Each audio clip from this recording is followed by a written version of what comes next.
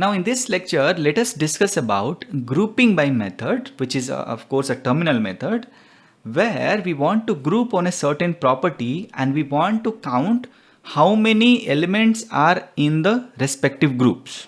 Okay, so we have already learnt about how to group. Now we want to count them. So let me create group by example 2, create a main method. Now again let's create the list of persons. So arrays dot as list, and here we have new person, and again let's take the same people, John, and his age was 25 or 30. Put a semicolon. Let me create few more people. So okay, now we have created 4 people. Let us give the name Jane, then we had Tom, and we had Alicia.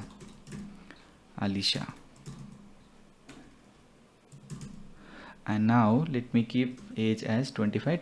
So basically we want to keep them into 2 separate groups. We can make any 3 also, on any number of groups we want to. Put a local variable.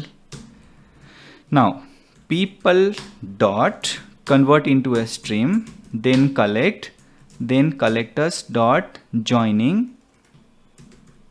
Now collectors dot joining we want to do on the basis of age. We should sorry, not joining, grouping by. We are learning grouping by, right? Grouping by. Now grouping by takes a function, right? So we need to pass the function person get age. So now till this point we have been able to group on the basis of person, but the hash map key will be age, value will be the person itself. Now we want to have hash map value as the count. Okay, for that what we can do is we have collectors dot counting method. So using this counting we will be able to count them.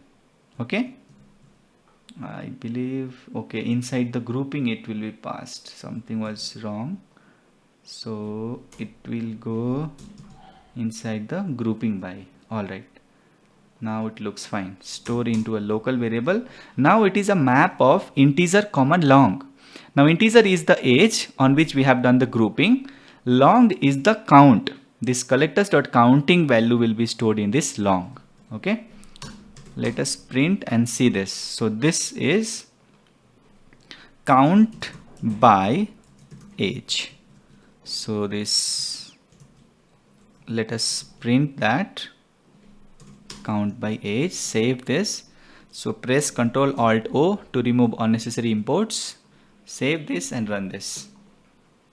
Now we can see for age 25 we have 2 people, for age 30 we have 2 people.